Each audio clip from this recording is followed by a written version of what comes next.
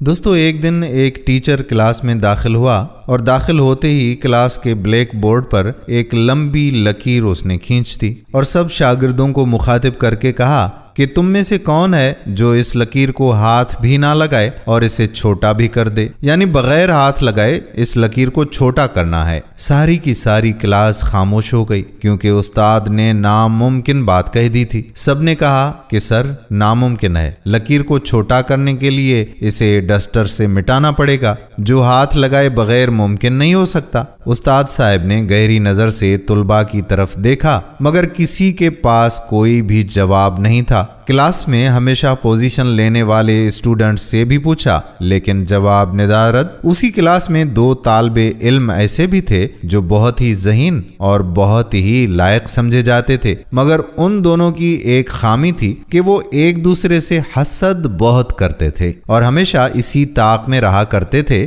کہ کب وہ ایک دوسرے کو اپنے استاد محترم کی نظروں میں نیچا دکھائیں۔ اب ان میں سے ایک جواب دینے کی کوشش کرنے لگا تو دوسرے نے اسے روک لیا کہ یہ تیرے بس کی بات نہیں ہے، خاموش ہو کر بیٹھ جا، اور جب دوسرا جواب دینے لگا تو پہلے نے پھر اسے روک لیا۔ ایسے میں وہ دونوں آپس میں جھگڑنے لگے۔ تب استاد صاحب نے دونوں کو بلایا اور کہا کہ تم دونوں کوشش کر لو، جس نے بھی اس لکیر کو ہاتھ لگائے بغیر اسے چھوٹا کر دیا اسے کلاس کا سب سے لائق شاگرد تسلیم کیا جائے گا۔ ان دونوں نے غور سے لکیر کی طرف دیکھا، جواب تلاش کرنے کی بہت کوشش کی۔ ان دونوں نے بہت سوچا مگر انہیں ایسی کوئی بھی ترکیب نظر نہیں آئی جس سے وہ اس لکیر کو چھوئے بغیر ہی چھوٹا کر سکیں۔ جب وہ دونوں بھی ناکام ہو گئے تو استاد صاحب نے چاک پکڑا اور بلیک بورڈ پر اس لکیر کے نیچے ایک اور لمبی لکیر کھینچ دی، جس کے بعد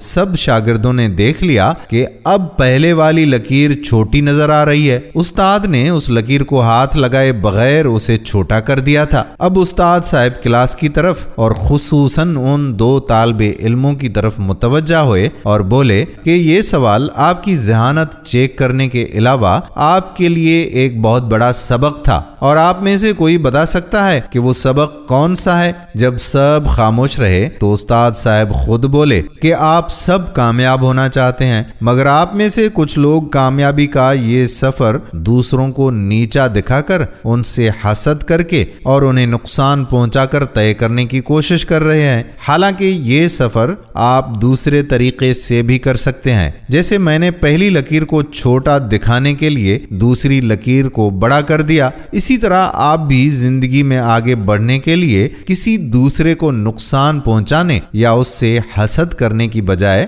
خود میں بہتری لائیں۔ استاد کی یہ بات طالب علموں کے دل پر جا لگی کیونکہ انہوں نے آج اپنی زندگی کا سب سے بڑا سبق سیکھ لیا تھا کہ زندگی میں آگے بڑھنے کے لیے دوسروں پر تنقید کرنے کی بجائے اپنے آپ کو اخلاق میں، کردار میں اور عمل میں دوسروں سے آگے بڑھا لو تو تم خود بخود دوسروں سے بڑے نظر آنے لگ جاؤ گے۔ دوستو ہمیں بھی چاہیے کہ ہم کامیاب ہونے کے لیے دوسروں کی ٹانگ کھینچنے کی بجائے خود پر فوکس کریں اور خود کو اس قابل بنائیں کہ کامیابی ہمارا مقدر بن جائے۔ ہم امید کرتے ہیں کہ ہماری آج کی ویڈیو آپ کو پسند ضرور آئی ہوگی اور اسے اپنے دوستوں کے ساتھ شیئر بھی کریں گے۔ آنے والی ویڈیو تک آپ کا اپنا میزبان قادر بخش کلہوڑو آپ سے اجازت چاہتا ہے۔ اللہ حافظ۔